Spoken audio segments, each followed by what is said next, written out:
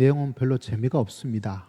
아들 족보에 대한 이야기인데, 그러나 또 하나님께서 주신 말씀에게 대하고 읽으면서 또 설교를 통해서 이 말씀이 주는 의미가 무엇인지 드러나지 않는 하나님의 숨겨진 하나님의 역사를 맛보고 싶습니다. 1절 제가 있습니다. 다윗이 헤브론에서 낳은 아들들은 이라니 맏아들은 암논이라 이스라엘 여인 아히노암의 소생이요 둘째는 다니엘이라 갈멜 여인 아비가일의 소생이요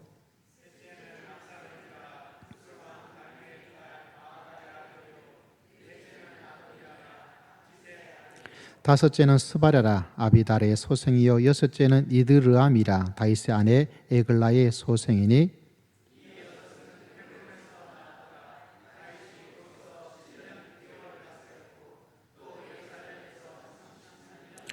예루살렘에서 그가 낳은 아들들은 이라니 시므아와 소박과 나단과 솔로몬 네 사람은 다 암미엘의 딸 바스와의 소생이요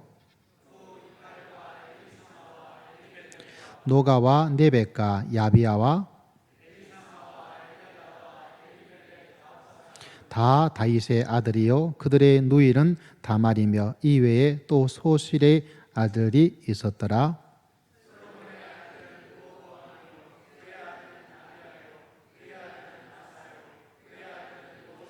그의 아들은 요람이요 그의 아들은 아하시아요 그의 아들은 요아스요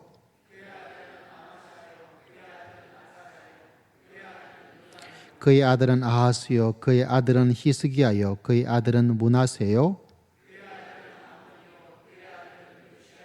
요시아의 아들들은 맏아들 요하난과 둘째 여호야긴과 셋째 스드기야와 넷째 살룸이요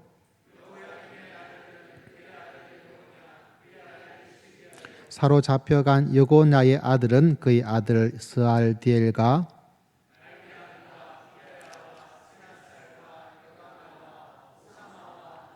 부나나의 아들들은 스룹바벨과 시므이요 스룹바벨의 아들은 무술람과 하나냐와 그의 매제 슬로믹과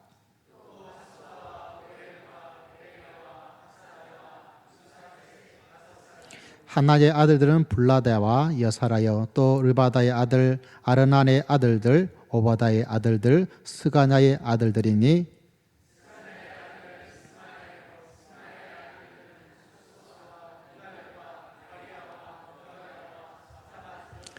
함께 있습니다. 느아라의 아들은 예로에네와 히스기야와 아스리감과 세 사람이요 요르네의 아들들은 호다위아와 엘리아십과 블라냐와 압국과 요하난과 들라냐와 아나니 일곱 사람이더라. 아멘. 아이고 1년하고 수고 많으셨어요. 예, 자위는 성도 인사하겠습니다. 사랑합니다. 은혜 많이 받읍시다. 사랑합니다. 자, 오늘 말씀의 제목은 하나님의 회복. 하나님은 무엇을 주시는 분? 회복을 주시는 분. 오늘 말씀을 통해서 이 시대 속에서 살고 있는 우리 모두에게 하나님께서 회복이란, 좀 영어로 말하자면 힐링이란 그 놀라운 역사를 체험할 수 있도록 하나님께서 역사하시고 또 축복하여 주실 줄을 믿습니다. 좀 유머스러운 이야기로 시작을 하려고 그럽니다. 어떤 장모님이 계시는데 딸이 셋 있어서 사이도 셋. 근데 어느 날 장모님이 생각하기를 이 사이들이 정말 우리 딸들을 위하고 나를 위하는 마음이 있는지, 보통 때는 장모님 이렇게 하는데 이 추석이 다가오는데 정말로 이 사이들이 나를 좀 생각하는 마음이 있는지 갑자기 좀 테스트하고 싶은 마음이 들었답니다. 그래가지고 이 사이, 첫째 사이를 불러내서 한강을 산책을 하다가 갑자기 산책 중에 있다가 깊은 강물에 본인이 뛰어들어 버린 거예요. 그래서 막 하니까 어떻게 했겠습니까? 같이 가고 있던 첫째 사이가 이 장모님을 구원이 아니고 구출하기 위해서 풍덩 뛰어들어가지고 그 장모님을 살려낸 거예요. 대단하죠? 그 장모님이 그렇게 구출을 당하고 나서 너무너무 기특하고 너무너무나 예뻐가지고 며칠 후에 그 첫째 사이 집에 국내에서 최고의 국내 자동차를 하나 딱 선물해서 보내주었대요. 그런 장모 있으면 정말 좋겠죠. 그리고 밖에다가 메모지를 딱 해서 장모로부터 이렇게 적어 놓은 거예요. 둘째 사이를 또 시험해야 되지 않겠어요? 또 둘째 사이가 또 같이 가다가 또 장모님이 풍덩 뛰어들어서 그러니까 또 둘째 사이가 풍덩 뛰어들어가지고 그 장모님을 물에서 이렇게 끄집어내서 생명을 구해 주었어요. 너무 기특하죠. 그래서 또 며칠이 지나고 나서 그 둘째 사이가 살고 있는 집에 똑같이 국내 최고의 자동차 하나를 딱 풀 옵션 장착해서 보내주고 그 창에다가 또 장모로부터 이렇게 적어서 보내주었습니다. 이제 몇째 남았죠? 셋째 막내가 남은 거죠.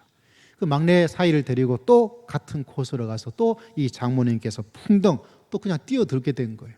그래서 아프고 하고 있는데 이 셋째 사이가 놀랍게도 그냥 가버렸어요. 어떻게 되었을까요? 장모님께서 물에 빠져가지고 돌아가셨어요. 나쁜 사이죠. 근데 그걸 알고 있는 비밀을 누가 알겠어요? 결국 그 장모님께서 돌아가셔가지고 그 장모님 장례를 치를 수밖에 없었다고 합니다. 그 장모님 장례를 다 치르고 나서 며칠이 지나자 이 셋째 사이 집에 뭐가 도착했을까요?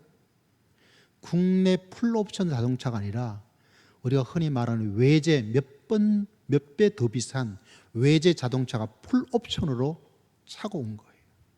놀랍죠? 그리고 그 창문 앞에 또 메모지가 있습니다. 메모지를 열어보니까 장인으로부터 이렇게 온 거예요. 이게 지금 웃지 않은 분은 이게 무슨 말인지를 모르는데 혹여나 모르겠어요? 예. 말씀 다 끝나고 집에 가서도 웃지 않으시면 저한테 연락을 주셔야 돼요. 뭐 흔히 말하자면 그 장모하고 살고 싶지 않았다 보니까 장모가 아내가 잘 죽었다 이렇게 해서 보냈던.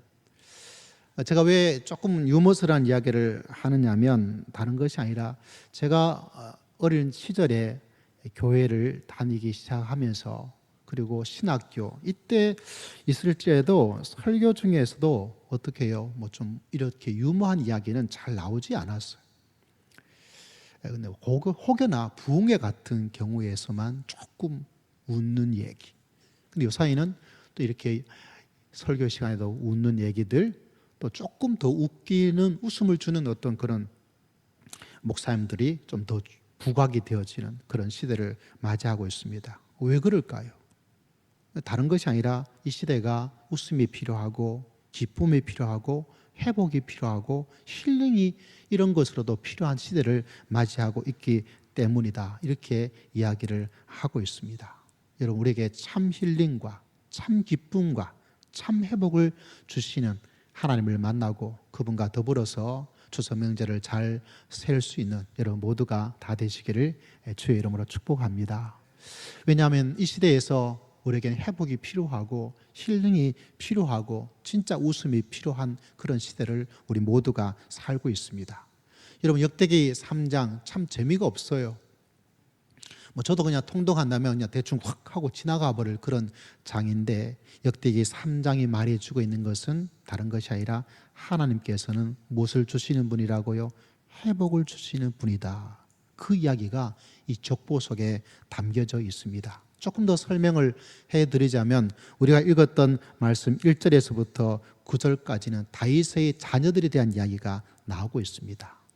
헤브론에서 얻은 자녀들, 예루살렘에서 얻은 자녀들 이야기가 소개되고 있고 10절에서부터 14절까지는 다윗의 아들 그중에 솔로몬에서부터 남유다 왕이었던 요시아까지 왕에 대한 이야기가 중점적으로 소개를 하고 있습니다. 근데 우리가 읽어봐서는 뭐 누구 아들이다, 누구 아들이다, 누구 아들이다 이런 이야기밖에 나오지 않는데 이 역대기란 이 기록을 전문적으로 여기에 진짜 마음과 흔히 말하는 목숨 걸고 이거를 연구했던 많은 학자들이 계시는데 그 학자들의 일부분이 이야기하고 있는 이야기는 이 역대기의 족보가 우리가 읽었던 부분과 그 이전을 종합적으로 족보 이야기를 우리에게 설명해 줄 때 하는 것은 굉장히 조직적으로 그리고 의도적으로 그리고 신앙적으로 신학적으로 뭔가를 정리해서 뺄 건 빼고 강조할 것은 강조하면서 이 족보가 기록되어져 있다, 이렇게 이야기합니다. 이거를 조금 더 깊게 이야기하자면 이 족보를 정리를 이렇게 할 수 있다고 합니다. 여러분 앞에 화면을 보시면 학자들이 어떻게 이 전체 많은 것들을 축약적으로 정리해 놓았는가. 우리가 알고 있는 시작 아담으로부터 우리가 알고 있는 노아 홍수, 그때까지는 10명의 사람으로 축약을 해놓았던 이야기라는 거죠. 핵심 인물은. 그리고 노아의 아들로부터 셈이란 사람부터 우리가 알고 있는 아브라함까지는 또 몇 대요? 10대로서 또 정리를 해놓고 격까지가 있을 뿐이지, 그렇게 정리를 하고 있습니다. 그리고 앞에 있는 것처럼 이삭에서 람이란 사람까지는 6대로 축약을 시켜서 정리를 해놓고 있고, 그 람의 아들 암미나다라부터 다윗의 아버지 이새까지는 또 6대로 이야기를 해놓고 있고, 우리가 잘 알고 있는 다윗, 굉장히 중요한 이스라엘 역사의 신앙의 중요한 인물 다윗을 또 이야기해 놓고 있고, 또 그 다음에 다윗의 아들 솔로몬으로부터 요시아까지 16대로 중요한 사람들을 설명을 해 놓고 있다. 근데 이걸 전부 다 합치면 몇 대가 될까요? 빨리 계산해 보세요. 이제는 계산도 안 되죠. 제가 답을 드릴 거예요. 몇 대냐면 49대예요. 그러니까 핵심적 인물은 49명의 사람으로 요약을 해서 이스라엘 역대기가 족보를 정리해 놓고 있다.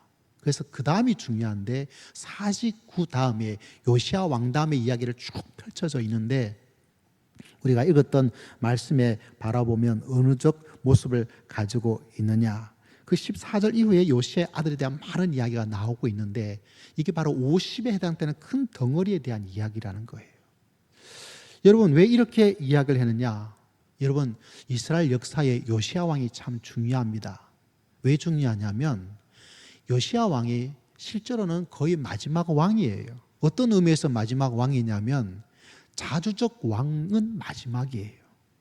이 요시아 왕의 아들들, 또 그 아들들이 있어서 왕으로서 이름은 내 걸고 있는데, 이거는 그 당시에 강대국이었던 애굽, 그 당시에 강독했던 바벨론이 그냥 네 왕 해라. 너 왕이야? 왕 이름이 이상용 왕인데, 야 이상용 마음에 들지 않냐? 이사령으로 바꿔. 그러면 이사령으로 바꿔야 돼. 그 힘 있는 나라가 말합니다. 야 너 내 마음에 들지 않으니까 너 물러나. 그래서 몇 개월 되지 않고 왕으로서 끝이 나요. 그게 무슨 왕이에요? 다시 말하자면 요시아 왕이 자주적 힘을 가지고 있는, 실제적 통치하는 마지막 왕은 요시아이고, 그 이후의 아들들, 그 아들들에 대한 이야기는 뭐예요? 진짜 왕이 아니고 허사비밖에 되지 않은 왕인 것을 우리가 알아야 됩니다. 그렇지만 그 이야기가 계속 나오고 있습니다. 왜냐하면 49대에 집중된 왕의 이야기도 정리해서 보여주고 있지만, 50대 그 큰 덩치로 보는 50대에 대한 이야기를 하면서 이걸 가지고 뭔가를 이야기하고 있다는 거죠. 여러분 이 50이라는 숫자가 우리에게는 별 의미가 없어요. 우리 아이 중에 어제 이야기하더라고요. 아빠 제가 이제 반 50년 살았습니다, 이렇게 이야기하더라고요. 이제 25이라는 얘기죠. 제 나이대가 반 100년을 산 나이가 되어집니다. 50대를 살고 있다는 이야기입니다. 우리는 그 정도밖에 되지 않은데, 도리어 우리는 이런 거 있죠. 뭐 숫자에 4자는 어때요? 좋은가요? 싫은가요? 다들 안 좋아해요. 왜? 죽을 사자라고. 그래서 엘리베이터도 가다 보면 1층, 2층, 3층, 4층은 4가 있을 때도 요새는 있지만 대부분 F 이렇게 해서 4자를 감추어요. 왜? 사람들에게 한국은 사자가 무슨 사자? 죽을 사자이기 때문에. 대신에 우리나라는 뭐가 중요하죠? 7자가 또 좋아요. 왜? 행운을 가져오는 럭키에 대한 이미지를 가지고 있기 때문에. 그래서 숫자가 어떤 것을 가지고 있는 그런 상징적인 의미가 있는데, 이스라엘 민족엔 여러 가지 숫자 중에서 어떤 숫자가 중요하면 50이란 숫자가 중요합니다. 신약에도 보면 오순절 50이 나오죠. 구약에는 50이란 숫자가 중요한데, 왜 중요하냐면 이런 거죠. 우리가 알고 있는 것처럼 하나님의 창조의 기초에서 안식일은 7일마다, 그죠? 6일의 창조와 안식하는 7일째. 그 안식일의 큰 연도를 이야기하자면 어때요? 7년마다 찾아오는 뭐가 있죠? 안식년. 이게 있습니다. 근데 7년에 7년, 안식년이 7번 하면 77에 49가 되어져요. 그 다음 해가 뭐냐면 49 다음에 50년이라고 해서 이 50년이 되는 해가 유대 역사는 참 중요하고 이스라엘은 중요한데 단지 반백년이 아니고 뭐죠? 50년은 희년이라고 이야기를 합니다. 뭐라 그런다고요? 희년. 기쁠 희자를 사용해 주고 있습니다. 그래서 이걸 이야기를 굉장히 많이 이야기해 주고 있습니다. 이 희년에 대한 자세한 기록은 레기 25장에 나오는데 희년이 왜 중요하냐면 이 50년이 되어지면 이스라엘의 사회적 엄청난 변혁이 막 일어나요. 어떤 변화가 엄청나게 일어날 수밖에 없냐면 이 50년이 되는 해가 되어지면 내가 빚을 가지고 있잖아요. 내가 당신에게 돈 1,000만 원, 내 은행에 1억 빚을 졌으면 그 빚이 완전히 없어져 버려요. 여러분, 빚 때문에 얼마나 많은 사람이 어려움을 겪습니까? 여러분, 우리나라 가계 부채가 얼마냐면 1,500조예요. 상상이 안 되죠. 아마 빚 어느 정도 지고 있지 않은 사람이 없는 우리나라의 모습입니다. 근데 그 빚이 어떻게 된다고요? 1,500조가 50년이 되는 해가 되면 없어져 버려요. 빚 때문에 어려움을 겪는 사람들이 또 빚을 지고 또 빚을 져서 파산할 수밖에 없는 사람들이 그 빚이 사라진다고 생각해 보십시오. 그 엄청난 변화가 일어나게 되죠. 그리고 이 희년이 되면 어떤 변화가 일어나냐면 내가 살다가 어려워서 내가 가지고 있는 밭이 있는데 이 밭을 팔아야 돼요. 그래서 살아야 돼요. 농경시대의 밭은 모든 것입니다. 근데 그 밭을 어쩔 수 없이 팔아야 되는데 그 팔아버린 그 밭이 다시 내 소유로 돌아오는 제도가 있습니다. 그게 바로 희년이에요. 그러니까 50년이 되어지면 빚도 없어지고 어쩔 수 없이 팔 수밖에 없던 땅도 다시 돌아오게 되어지고. 제가 가끔가다 저희 집 어머니께 말씀드려요. 제가 어린 시절에 아버님이 이렇게 논으로 데려가서 논을 보여주었어요. 그 논을 보여주면서 아버님께서 저한테 말하기를, 그 어린 나이도 제가 기억을 합니다. 야, 이건 네 거다, 이렇게 말씀하셨더라고요. 근데 지금 커서 보니까 그 제 논이 없어져 버렸어요. 그것이 알고 싶어요. 뭐 어떤 이유 때문에 없어졌겠죠. 근데 만약 그것이 제 것이었으면 팔아버렸던 그 밭이, 논이 어떻게 돼요? 다시 돌아오는 해가 언제라고요? 바로 희년입니다. 또 하나의 중요한 일이 일어나는데 그것은 바로 노예입니다. 정말 안 되어서 내가 다른 사람의 하인으로, 노예로 팔려갈 수밖에 없는 거예요. 그러다 보니까 어떻게 되어집니까? 노예의 삶이, 하인의 삶이 뭐가 좋겠어요. 근데 이 노예의 삶이 끝이 나는 해가 있습니다. 그 끝이 나는 거에 특별히 내가 해야 될 게 없어요. 돈을 주고 뭐 그 전에 돈이 만들어지면 노예로서 벗어날 수 있지만 그것도 할 필요가 없는데 언제가 되어지면 50년, 희년이 되어지면 노예로 갔던 사람이 돌아오는 거예요. 내 딸이 노예로 갔다 돌아옵니다. 내 남편이 노예로 갔다 돌아옵니다. 내 아내가 노예로 갔다 돌아옵니다. 내 부모가 나를 살리기 위해서 노예로 갔다 그 부모님이 다시 돌아오는 해가 언제라고요? 바로 희년이에요. 이게 얼마나 엄청난 제도를 가지고 있는지 모르겠어요.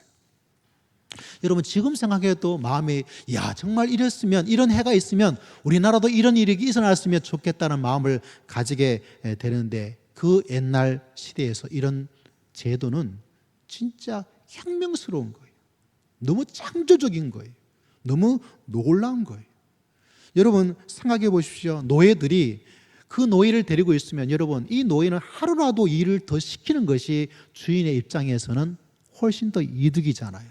그런데 이스라엘 제도에서는 어때요? 일주일 중에 노예는 하루를 쉬도록 사회보장 제도를 만들어 주었어요.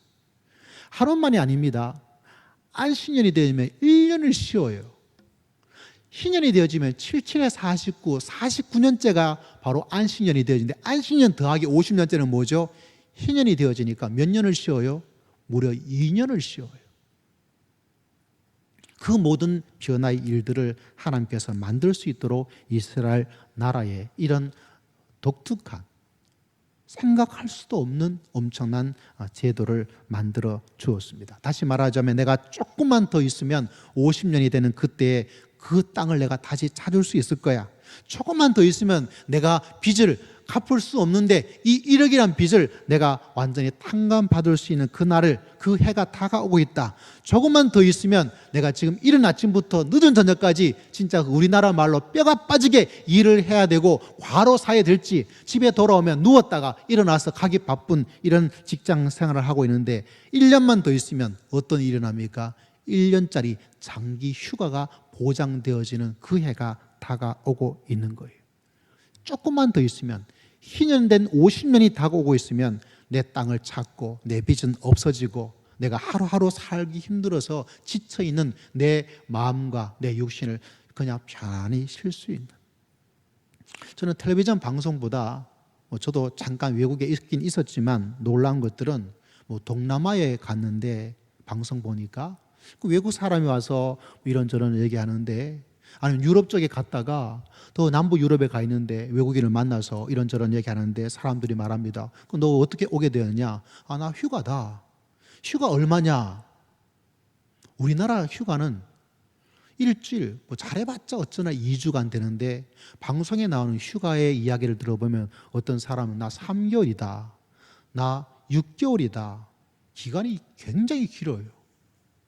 우리 모두는 의문을 가집니다. 어떻게 우리나라가 2주간 휴가 받는 것도 그렇게 쉽지 않은데 어떻게 됩니까? 그 나라의 사람들이 한 달 휴가를 나오고 3개월 휴가를 나오고 6개월 휴가 나고 걱정되는 거예요. 저 양반 돌아가서 직장에서 쫓겨나지 않을까? 다시 돌아간다면 저 사람이 일하고 있는 그 부서의 자리가 남아 있을까? 여러분 그런 생각 안 드시던가요? 저는 그런 생각이 들어요. 근데 그 나라의 그 삶이 그렇게 이루어지고 있는데 여러분 2주간, 한 달, 3개월, 6개월의 시간도 그렇게 한다는 것이 와 이게 어떻게 된 거지? 이렇게 생각되는데 이스라엘 희년이 되어지고 안식년이 되어질 그때는 얼마나요? 무려 1년간, 마지막 49년과 50년이 되는 그 해는 실제적으로는 거의 2년이란 기나긴 기간 동안 장기 휴가를 가지게 되어지는 그런 엄청난 제도를 가지고 있습니다. 이게 왜 이런가? 그건 바로 우리의 회복을 하나님께서 목표로 삼고 있다는 거예요.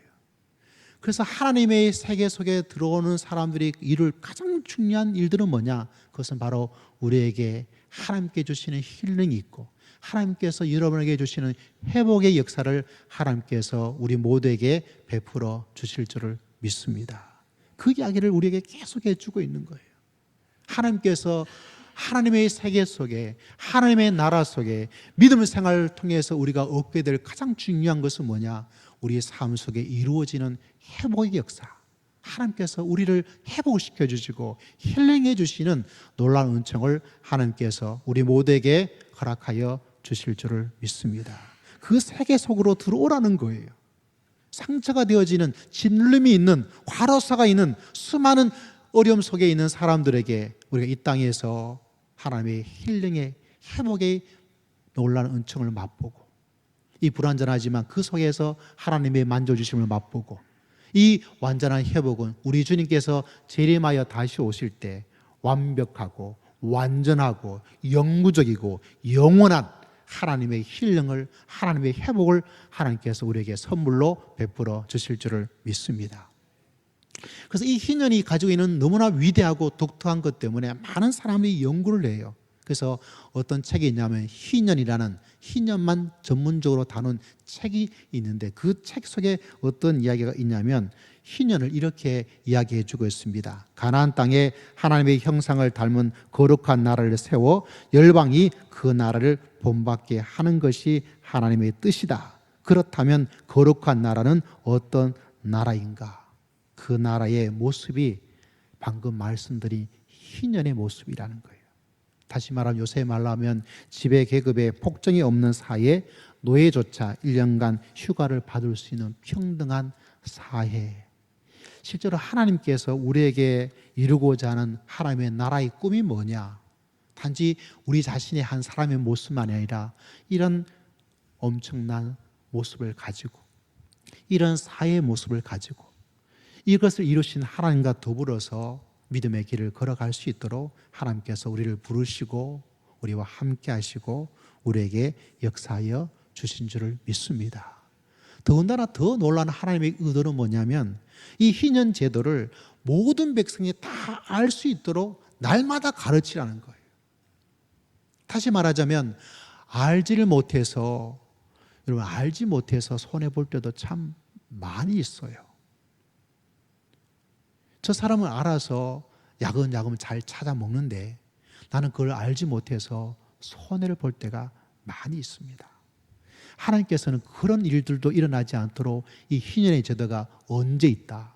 그리고 잘 배운 사람, 못 배운 사람, 도시에 살고 있는 사람, 저 시골 산골에, 저 지리산 꼭대기에, 저 설악산 구석에 계곡에 살고 있는 그 사람도 이걸 분명히 알 수 있어서 빠짐없이 이 혜택을 누릴 수 있도록 모든 사람들에게 다 알아갈 수 있도록 그렇게 하라.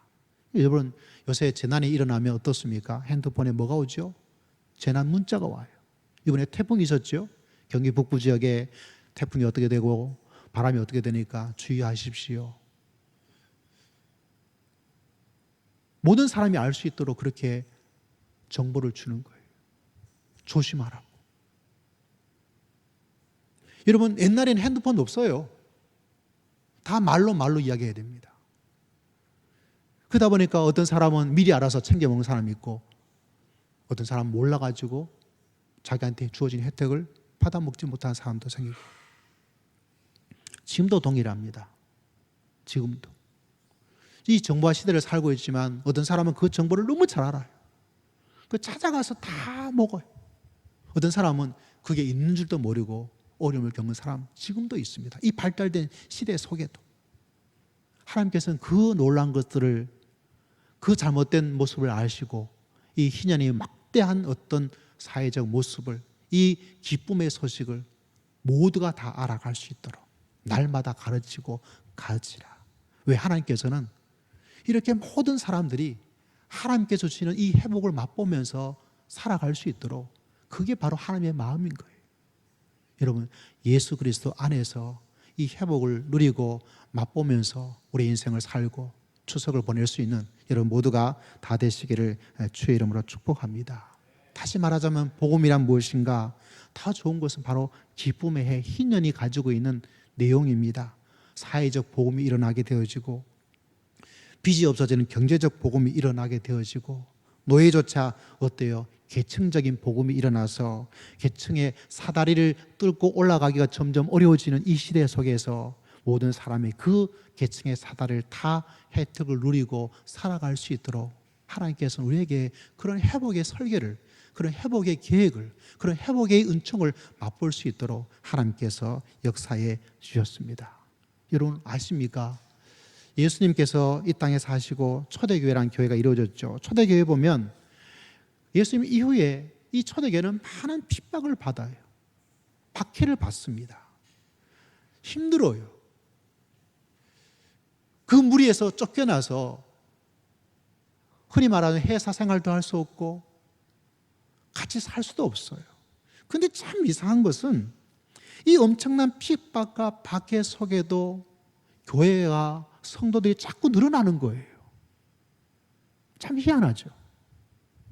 왜 이런 일이 일어날 수밖에 없었는가? 여러분, 우리가 알고 있는 사도행전이나 성경책에 바라보면 이 어려움 속에도 그 당시에 힘을 가지고 있는 모든 사람이 예수를 믿는다는 그것만으로도 감옥에 보내버리는 그 엄청난 무소불위의 권력을 행사하는 그 가운데도 이 사람들이 어떤 일을 하고 있냐면 바로 어려운 사람들을 위해서 도움을 주고, 심지어 뭐까지 성경에 바라보니까 내가 좀 돈이 있어요, 밭이 있어요, 이 밭을 팔아서 뭐합니까? 어려운 사람을 도와주는 그런 일들을 만들어가요. 로마 시대에는 그걸 하지 못했거든요. 근데 이 이상한 집단은, 이 이상한 교회라는, 내가 예수 믿는다는 이 사람들은 심지어 뭐까지, 내가 돈 좀 있는데 그 돈 좀 그냥 내서 하는 정도가 아니라 뭐까지, 어떤 사람은 밭이 있는데 만평이 있었어요. 강남에 금사라기 땅이 있었어요. 은평구에 집 한 채가 있었어요. 그걸 팔아서 뭐해요? 어렵고 힘들어하는 사람들에게 도움을 주었다는 거예요. 그러니까 그 엄청난 일들을 하고 있는 이 작은 무리에 대해서 사람들이 도전을 받고 감동을 받고, 그리고 박해 속에도 그 사람들이 결단하여서 나도 이런 사람과 함께 길을 가야 되겠다 하면서 그 박해와 핍박 속에도 어떻게 해요? 희년이라는 이 모습을 본받고 살아가는 사람들 때문에 점점 많아져서 결국 언제요? 로마조차 나라의 종교로, 국가 종교로 인정하지 않을 수밖에 없는 그런 엄청난 일들이 일어납니다. 그게 하나님의 세계예요. 핍박 속에도 믿음을 가지고 희년의 모습을 가지고 살아갈 때 하나님께서는 그 속에 역사하시고 복음의 위대함, 복음의 신비함, 복음의 역사 속에 살아갈 수 있도록 하나님께서 축복하여 주신 줄을 믿습니다. 여러분, 로마 하면 여러분 여러 가지 생각이 떠오를 텐데, 그 중에 로마에 보면 콜로세움이라는 경기장의 어떤 것들, 거기에 막 노예들이 칼을 가지고 막 사람들, 동물들이 막 나와서 사자 뭐 이런 걸 잡아가지고 사자하고 누구하고 노예들이 싸웠어. 그래서 마지막 결투가 되어지고 드디어 어떻게 해요? 승자가 이제 죽이려고 하면 거기에서 황제를 바라보죠. 그럼 황제가 뭐 합니까? 손을 딱 들어서 뭐 하라고? 죽이라고. 그러면 그 노예는 그 쓰러진 그 상대방을 가차없이 칼로 죽여요. 그리고 그 사람에게 박수를 보내고 아마 그 이겼던 노예는 집에 가서 뭐 소고기국 좀 먹었겠죠. 이런 것이 바로 콜로세움이에요. 근데 여러분 아십니까? 이 콜로세움이 없어져 버렸어요. 실제로 이 콜로세움에 대한 경기장의 이 격투기는 로마에 가장 인기가 있는, 요새 말하면 오락실이요, 게임이었습니다. 노예는 물건일 뿐이지 사람이 아니었던 시대예요. 근데 그게 기록에 의하자면 523년에 없어져 버려요. 그 엄청난 인기가 있던 것이. 왜 없어졌느냐? 학자들이 어떤 이야기를 하고 있냐면 그 콜로세움에 일어났던 잔인한 동물의 죽음 학대에 대해서, 그리고 전쟁에 잡혀왔지만 노예였던 그 노예를 무참히 죽이는 노예 학대에 대해서, 그리고 그 노예들이 어떻게 하겠습니까? 그냥 나오는 게 아니에요. 모여져 있는 그 수많은 사람들에게 좀 더 즐거움을 주기 위해서 뭐 해야 됩니까? 저 뒤쪽에서 훈련을 하는 거예요. 훈련을 실전처럼 하면서 그 엄청난 살인 병기로 만들어지는 그 모든 모습들, 이 로마의 기독교인이 점점 조금씩 많아지면서 이 콜로세움이 가지고 있는 이 엄청난 학대와 죽음과 이 노예는 기독교의 희년의 복음의 모습과는 전혀 맞지 않다는 걸 깨닫고 사람들이 점점 뭘 했을까요? 콜로세움에 갔던 사람이 예수 그리스도를 믿고 나서 다시는 그곳에 가지 않아요. 그런 일들이 막 일어나기를 시작하는 거예요. 그래서 결국은 이 콜로세움이 언제예요? 523년에 기록적으로 사라져버리는 그런 일들을 만나게 되어집니다. 다시 말하자면 이것이 뭔가요? 복음이 들어가고 회복의 역사를 맛본 사람이 그 회복 속에 살아가는 하나님의 사람으로 변화가 되었다는 거죠. 이 모든 일은 어디서? 하나님께서 이 역대기에서 보여주고 있는 것처럼 이스라엘 민족에게 무엇을 줍니까? 회복을. 심판 가운데 있고 다시 이들이 이스라엘 땅에 돌아왔지만 그 속에서 회복의 해목을 만들어 줄 수 있도록 하나님께서 역사하시고 하나님께서 축복하여 주신 줄을 믿습니다. 그래서 여러분 모두에게 하나님께서 이 희년의 놀라운 제도처럼 여러분의 삶 속에 하나님께 주시는 희년, 하나님께 주시는 이 회복의 역사를 체험할 수 있도록 하나님께서 우리를 불러주셨는데 그 회복을 맛보면서 살아갈 수 있는 여러분 모두가 다 되시기를 주의 이름으로 축복합니다. 여러분, 오늘 요시야 이후에 이스라엘 역사를 바라보면 하나님께서 어떻게 회복을 시켜주느냐, 우리가 잘 알고 있는 이스라엘 민족이 포로로 잡혀왔지만 그 바벨론이라는 나라 속에도 다니엘이란 특출한 한 사람, 노예로 잡혀온 사람이 그런 자리까지 올라갈 수 없는데 한 사람 다니엘을 통하여서 회복의 이야기를 만들어 주었어요. 노예 중에서 어떤 사람까지 되어집니까? 에스더라는 왕후가 탄생해서 그 왕후를 통해서 하나님께서 어떻게 사람들을 만져주시고 회복을 시켜주시는가. 노예 민족이 어떻게 그렇게 될 수 있을까요?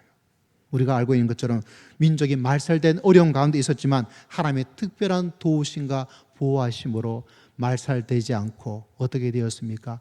부림절이란 절기까지 만들어져서 이스라엘 민족을 지켜주시고 회복을 시켜주시고 또한 하나님의 역사를 만들어주신 그 비밀스러운 이야기를 우리에게 이야기해 주고 있습니다. 여러분, 오늘 본문에도 좀 똑같은 이야기가 나오고 있습니다.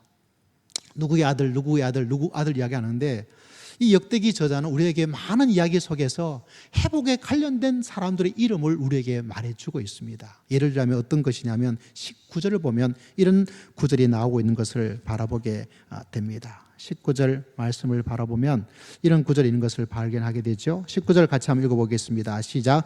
부다냐의 아들들은 스룹바벨과 시므이요 스룹바벨의 아들은 무슬람과 하나냐와 그의 매제 슬로밋이요. 이건 뭐 사람 이름밖에 되지 않은데 여러분, 왜냐하면 역대기는 하나님의 회복을 하면서 사람의 이름을 많은 사람 중에서 선택해서 이야기해 주고 있는데 이 19절에 스룹바벨의 아들들 무슬람이 가지고 있는 뜻이 뭐냐면 회복이란 뜻을 가지고 있어요. 또 누구가 나오죠? 하나냐라는 마음이죠. 이 이름의 뜻은 뭐냐면 여호와는 자비로우시다. 그리고 19절에 또 뭐가 나옵니까? 매제 슬로밋. 슬로밋의 뜻은 뭐냐면 평화, 이런 뜻을 가지고 있어요. 20절을 보면 하수바가 나오고 있습니다. 하수바는 뭐예요? 존귀하게 하셨다, 이런 뜻을 가지고 있습니다. 오일은 무슨 뜻인가? 하나님의 장막이다. 장막이 뭐죠? 집으로서 보호해주는 의미를 가지고 있습니다. 베레가 무슨 뜻인지 아세요? 여호와께서 축복하셨다. 하사다라는 이름이 나오죠. 여호와는 자비로우시다.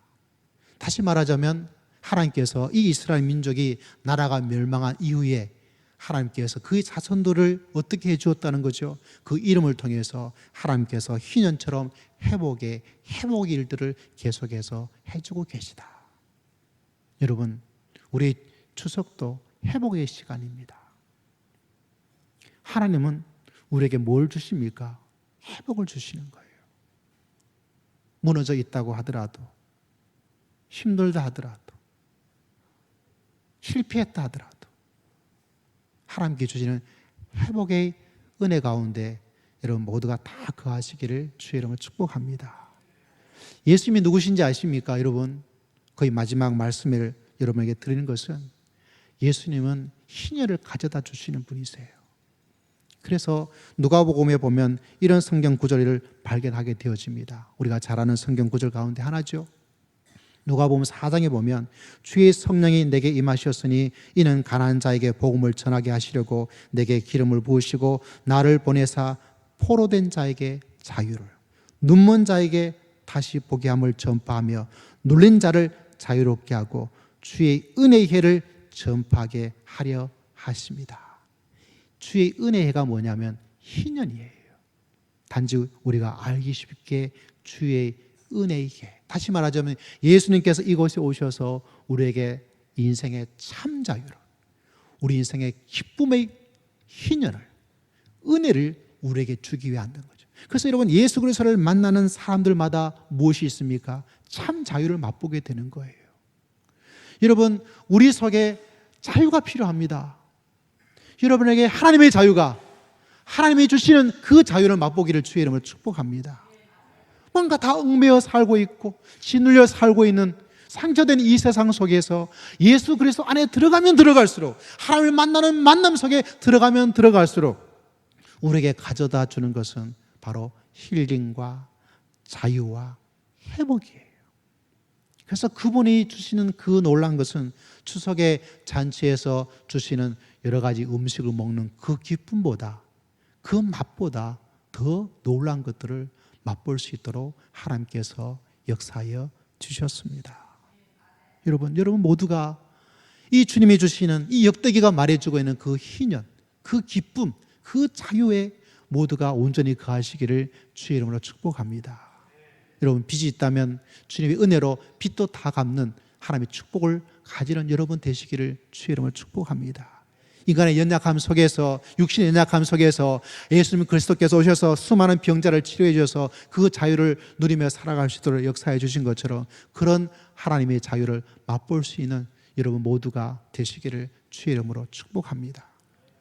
노예처럼 우리가 이 땅에서 계층에서 어떤 문제를 가지고 있는 그때 하나님의 도우심과 은총으로 회복되어지는 놀라운 역사가, 가정에 회복되어지는 놀라운 역사가, 하나님께 주시는 참 자유를 누리면서 살아갈 수 있는 그런 놀라운 역사가 이 중추절을 맞이하는 이 시점에서 여러분 모두에게 하나님께서 이 놀라운 은총을 여러분 모두에게 베풀어 주실 줄을 믿습니다.